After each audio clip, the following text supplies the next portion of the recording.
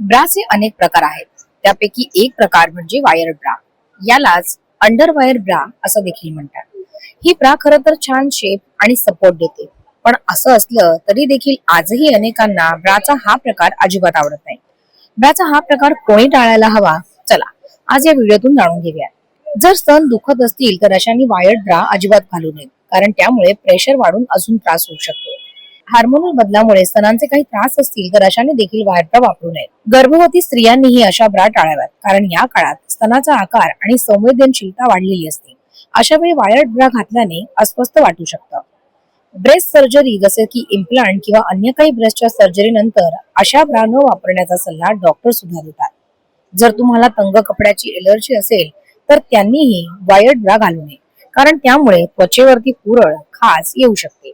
याशिवाय रात्री झोपताना अशा ब्रा घालू नका, कारण त्यामुळे आराम मिळत नाही. खूप टाईट अशा वायर्ड ब्रा घातल्यास रक्त प्रवाहावरती परिणाम होऊ शकतो. वायर्ड ब्राची साईजही चुकीची असेल तर अशा वेळी वेदना आणि अस्वस्थता वाढू शकते.